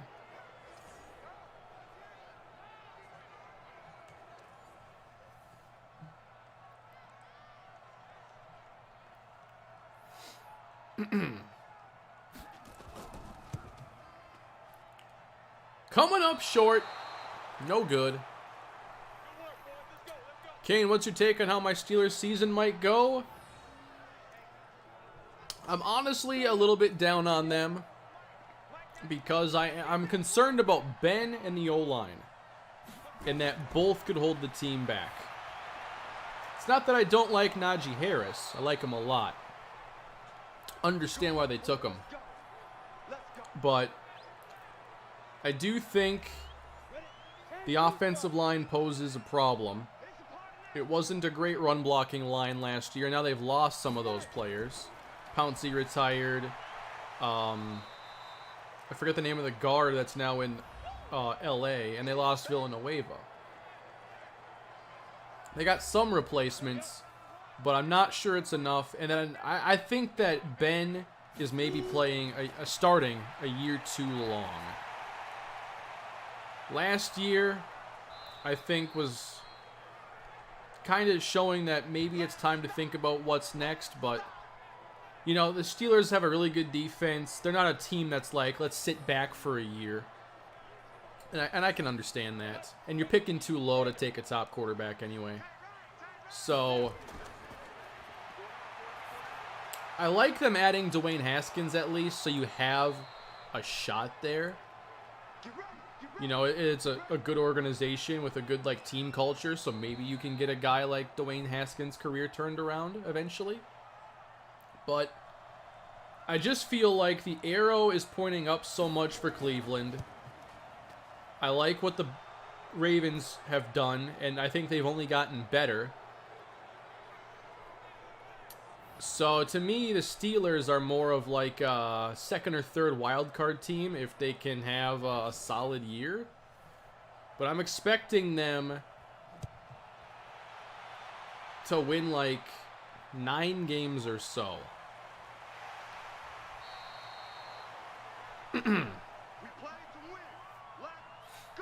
I mean, the coaching, experience, and defense, I think, is a lock for 6 to 7 wins on its own.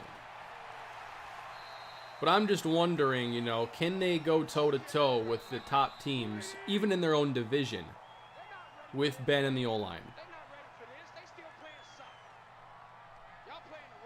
So that's where I'm at with the Steelers. If I had to buy one jersey of a Madden-generated player, what jersey would I buy? The player that comes to mind first is probably... Oh, man. Well, the first player would be Nate Bell. I always think of him as, like, one of the GOATs of the channel. He's our Deion Sanders, basically. Let's go. Let's go. Let's go. Yeah, it's all fair. Just hoping for a strong second half of the season after last year. Yeah. You know, with Harris being the first-round pick, you know what they're going to want to do. And they're not going to want to ask Ben to go and win all these games on his own. And at this point of his career, I don't think he can do it. But will the running game actually be where it was even a couple of years ago?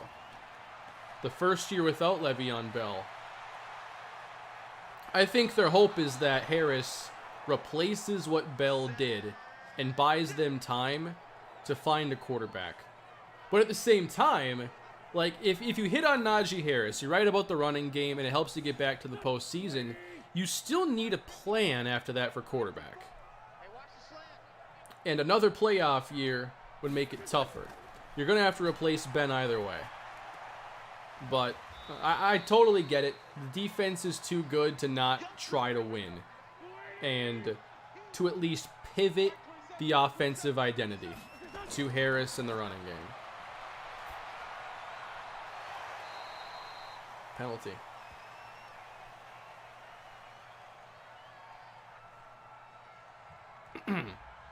How's basketball game going tonight? Is that one underway? Is George Ingram a true number 1 now? Absolutely. In that series, he totally is. Wentz off the fake. He fires one. It's off the hands of Joyce. Wow, big drop. Can't afford those. Wander Franco called up. I saw someone say it earlier. I didn't say anything because chat has lied to me before. But if 2 of you are doing it, I'll acknowledge it.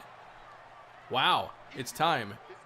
Is this at the point where they can manipulate his service time to not be like a full season or something? I forget how that works. I really don't like what teams do with these players and manipulate service time. Like, these are guys who are already not able to test free agency until the end of their athletic prime. I understand baseball players can play a long time, but I think it's like so flawed that so many players, as this is going to go down the sideline for a touchdown. Lofton got loose. First career touchdown reception. But I think baseball is flawed in the sense that, like, so many players sign these big deals at like 29, 30. Did anybody actually think the Albert Pujols contract was going to be a good deal? $300 million, whatever it was. Signed to a player who was like 30. Big fan. What do you think of the Giants this year? I'm not a Daniel Jones guy, but I like the pieces they're adding to the team. It's kind of a no excuses, put up, shut up season for Daniel Jones.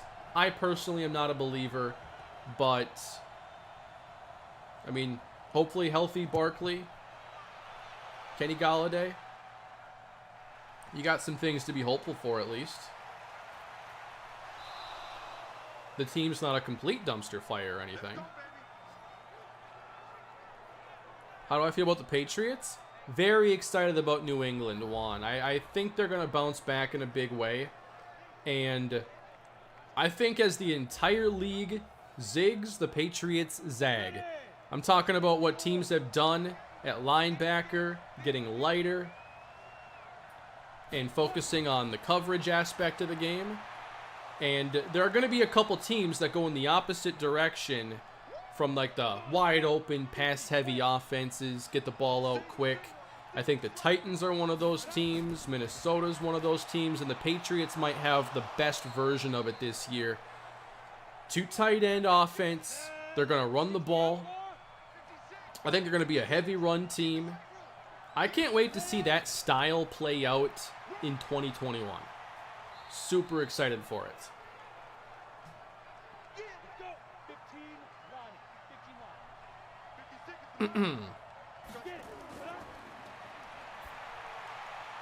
Yeah, I thought they were going to keep Mike Hilton. I've always thought he's pretty solid. They got plenty of good players on that defense, though.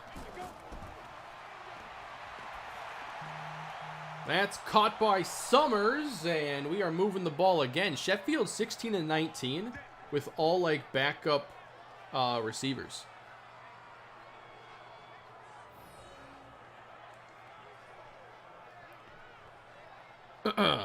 Ravens or Browns, who takes division? If you're making me say right now, I'm going to go Cleveland. I'm just a believer in how complete they've gotten. And last year, they did it primarily without Odell. In Stefanski's first year. In the COVID year. Like, they could easily regress. But I just think the team has been doing so many good things. Andrew Berry's doing a fantastic job as GM. Mayfield's coming off a really good season. They have a top 3 running back, I think, in Nick Chubb. I think he's that good.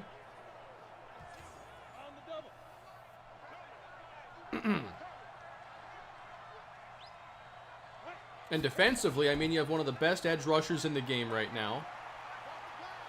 They just added JOK in the draft as well. I can't wait to see how he fits in.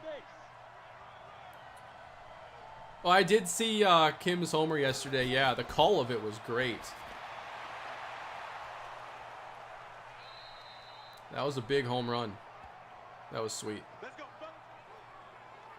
Thoughts on Javonte Williams? I'm looking forward to his year in Denver, especially if they have a certain quarterback this season. But I think there were 3 running backs I was interested in this year. It was Javonte Williams, Travis Etienne, Najee Harris. And that's going to be a little committee with him and Melvin Gordon. But it wouldn't shock me if Williams is the primary by Thanksgiving. Oh, yeah, I can't wait to see Saquon back as well. He's so exciting. Even on a bad team, he's so much fun to watch. Well, there was one game against the Jets where he had like 17 carries for 11 yards. That one wasn't that much fun. But to me, Saquon, as far as like unique playmakers, I think he's one of the most unique. I think he makes plays that other running backs just don't make.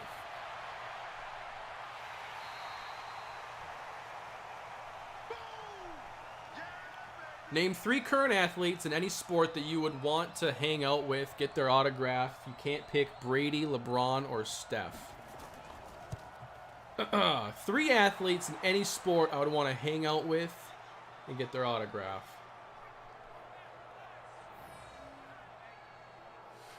There's so many directions you could go with this. You could go for like great players just because they're great.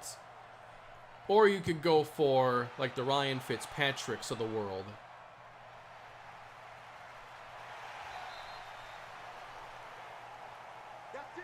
Does The Rock count? Or is movie star not an athlete? The Rock is, like, the 4th, if he doesn't count. Nice throw over the middle for a gain of 8.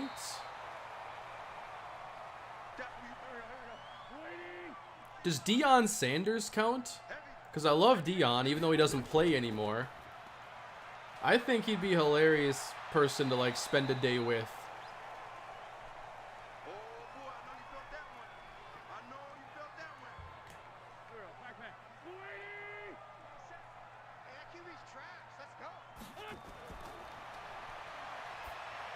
You know what? I might even pick Mike Trout just because he's more of a quiet guy, and maybe there's something he's holding back just because he's more reserved. It could also be boring, but maybe there's a little bit of mystery with Mike Trout. Nice catch. Might be a first down.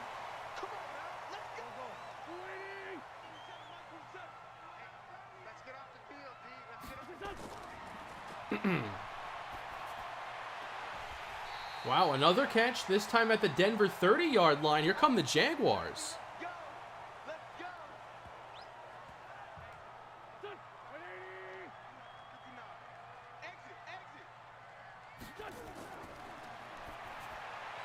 Caught inside the 25 now by Fant. And he's shaken up. More injuries adding up.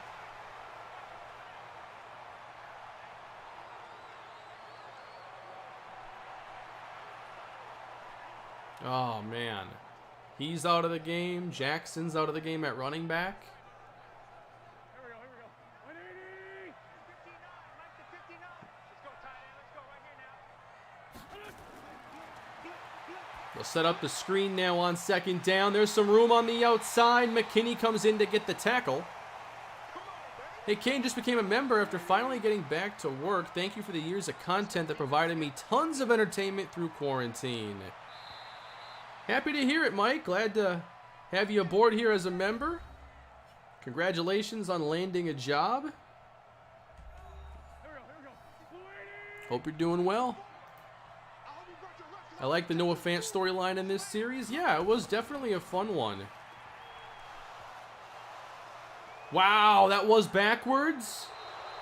That could be the game right there. That's a huge mistake at this point of the game. But what other athlete would be fun to hang out with?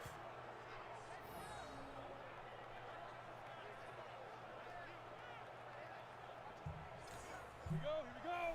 10 Lobo. I'm trying to think of reasons to pick somebody over, like, you know, everybody. There's a nice run here. Deion Price, watch out. He was close to breaking it. So close. Here we go. Let's go now. 90 Wolf. Mike 91. Come on, baby. Let's see what you got. Watch the out. Right up. Running left up to the 33. Ready? 18 Gator. Yeah, I keep putting on the games with the Broncos and they put on these pants. I didn't do it. Let's get it. 10-2 stop. Double time. Get it. Cut. Uh-oh. Watch out. They sent Blackwell on the blitz.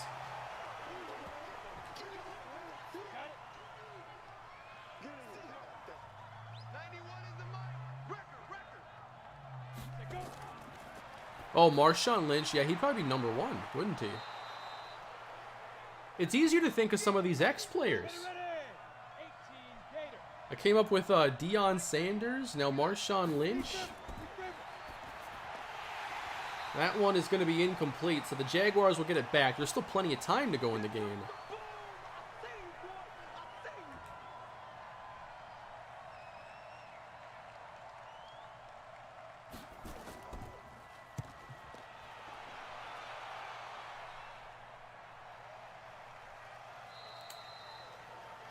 Well, I never expect the uniforms to do anything. I just assume I'm going to get into the game, they're going to be default, and that's that. But then it's not that.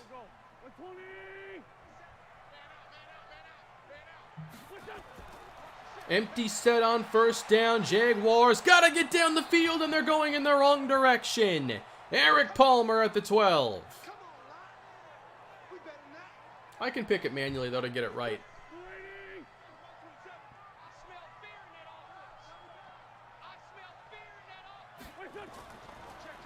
That's a play fake for Wentz.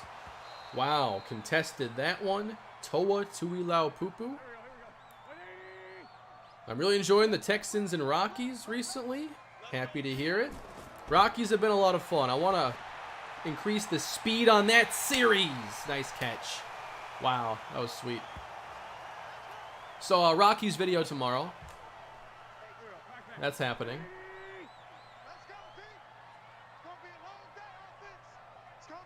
I've already started the editing on it, even. Oh, for sure, Chad Johnson. One of the biggest personalities, I think, in NFL history.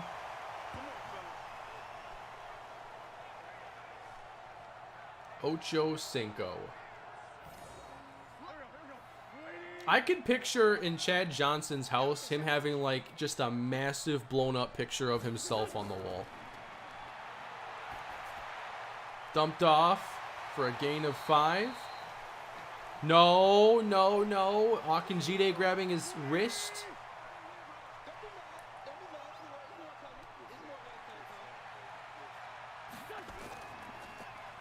Play fake on second down. Wentz will throw one across the middle and take the Jaguars inside the 20. We still got a game here. Where is Aaron Rodgers going to play for 500? Who is the Packers or nobody is my thought. I don't think the Packers are willing to trade him, even if he says there's no way I'm coming back. I think they would honestly let him retire and call his bluff. Second down and overthrown.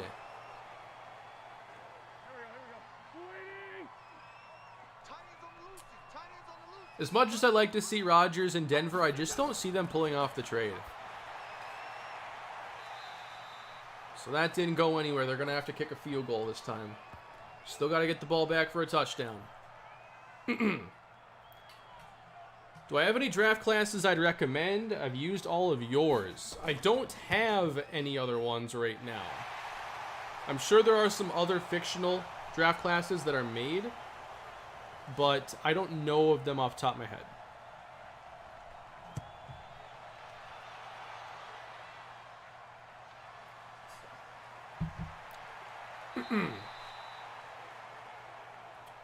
So a big sequence here. Can Denver run some clock, maybe add a field goal?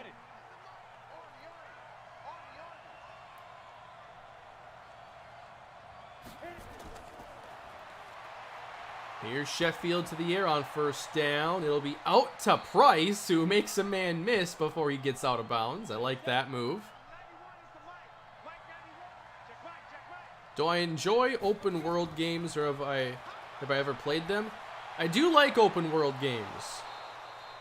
But I think now, after playing so many, I do like playing a lot more linear games at times that take up less time to play. That was an awesome catch, by the way, by Derek Jackson. And now a good run from Price. I have played some of Red Dead Redemption 2. I haven't played enough of Ghost of Tsushima. I really want to play more of it, but I haven't found the time recently. I got the new Ratchet and Clank. I've only played it a couple times, though. Just have not found the time at night. The issue is, like, I'm not going to play that in bed, but I can play my Switch. So I got to find more daylight hours to play some of those other games.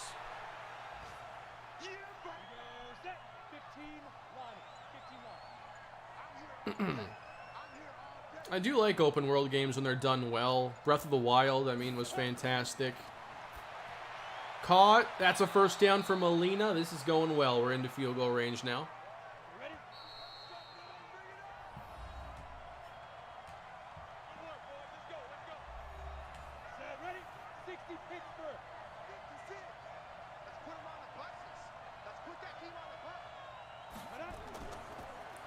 Running inside. There goes Price. Gets a block. He's inside the 10.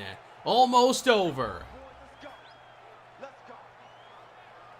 I've played the first few hours of Ghost of Tsushima, and I really want to finish it.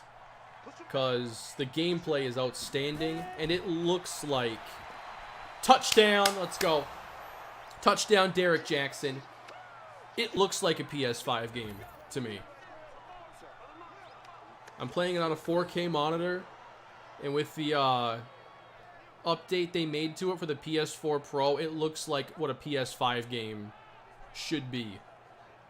One of the best looking games I've ever seen. And the gameplay is so good. Have I played Skyrim before? I've started a bunch of runs but never finished them. Ah, that's not gonna work. I like Skyrim, but I'm looking for a new game in that genre. Like, I actually liked Dragon Age Inquisition, I think, more than Skyrim. I think I just enjoyed the combat more and everything. I'd love another game like that. I guess The Witcher came out now like 7 or 8 years ago, so there's another option.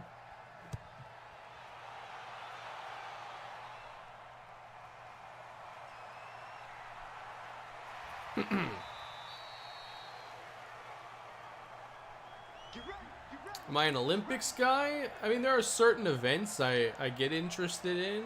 I guess I'm not super excited for the Olympics. Is baseball still an Olympic sport? Overthrown and incomplete. Time running out for Jacksonville.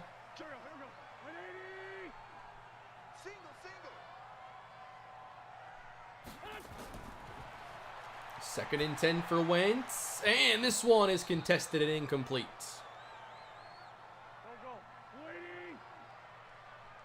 I want to see American football be an Olympic sport, and America will only send Division III backups. I want to see how that plays out. So not even the best Division III teams. I want the backups at UW Whitewater, Mount Union, all those schools. Nobody in the majors can play? What about the minors? Although I'm not sure teams even want players playing in the Olympics.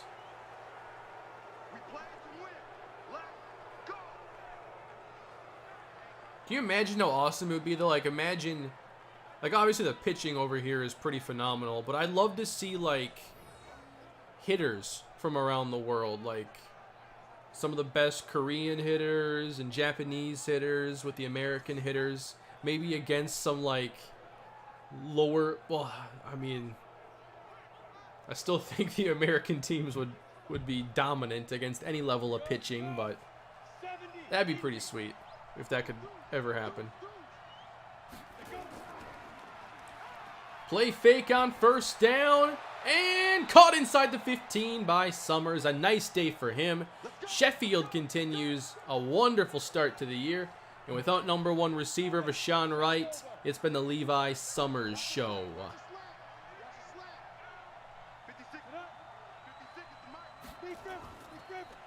Handoff to Price and a short pickup. Jaguars call timeout number 2.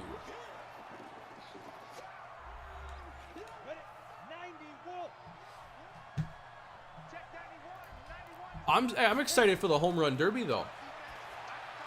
Caught by Molina. He'll take it to the 1. Do we know who all is going to be in the derby? Like, Ohtani's going to be there, so it's already must watch. I want to see Vlad do it again. Oh, that was going to be a touchdown if that second hit didn't happen. I'd love to see Nelson Cruz in the home run derby.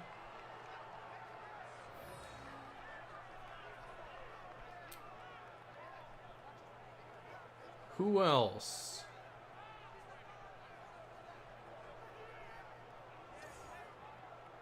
You gotta have either Jesse Winker or Nick Castellanos from the Reds.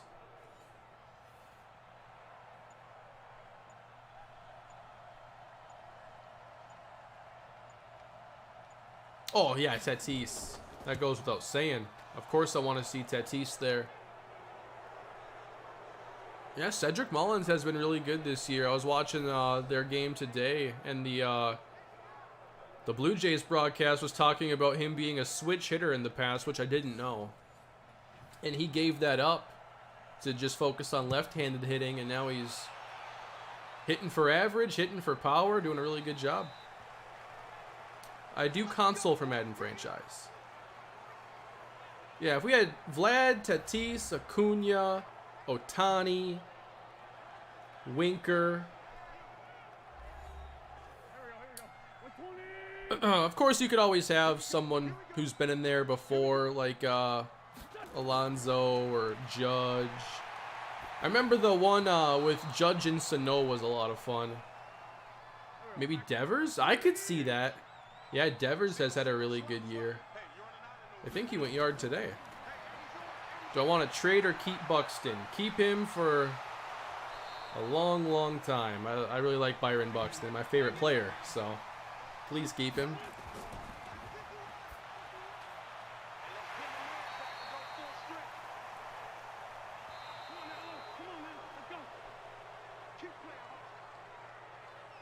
Yeah, I'd like to see Devers in.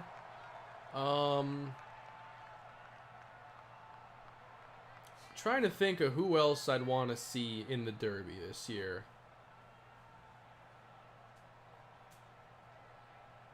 What about Matt Olson from the A's?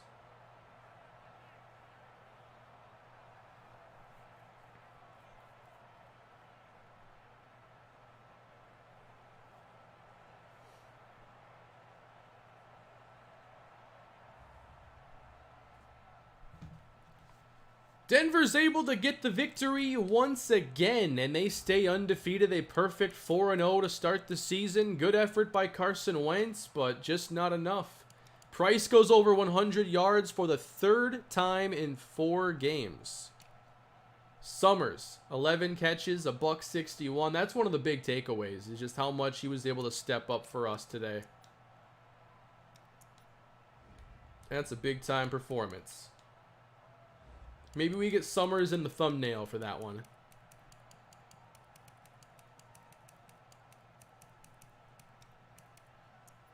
Let's see if I can find one.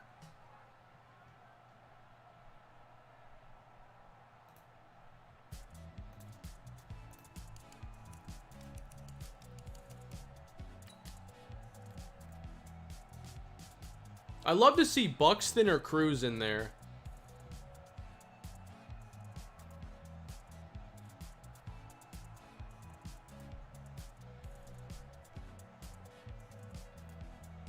I mean, Buxton has a bunch, and he's missed much of the season, unfortunately. And y'all wanted me to give Summers gloves. He doesn't need the gloves.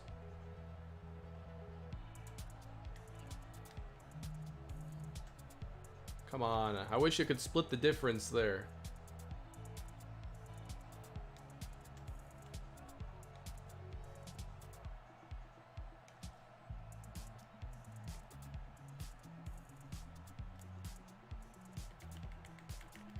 You know, I didn't even know Madden 20 had the depth of field.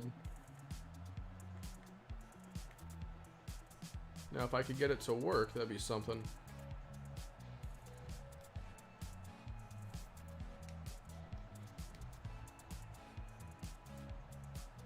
We are not giving him gloves. Yeah, I think this year's Derby and All-Star game should be really exciting, and it's in Coors, so, I mean, the ball's gonna fly. It's gonna be an awesome Derby. If we can get, like, Acuna, Ohtani, either Buxton or Cruz, Tatis, Winker, Devers, it'll be a great Derby.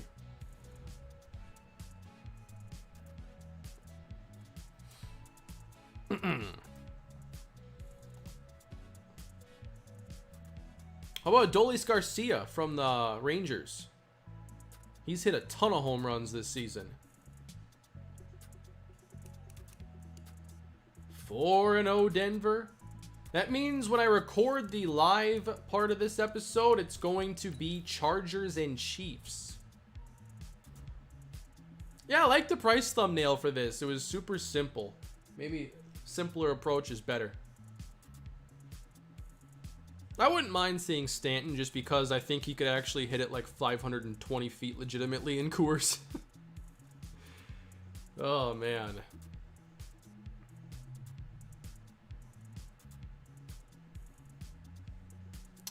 Anyway, guys, that is going to do it for tonight. Thank you for spending some time with me here. A little watch party for the next episode here in this Universal franchise.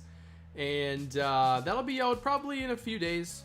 We'll see when I can get the next stuff recorded. But I appreciate it, everybody. Thank you for watching. And I will have a Rockies video coming your way tomorrow. Enjoy the rest of your Sunday night, everybody. And I'll see you all next time.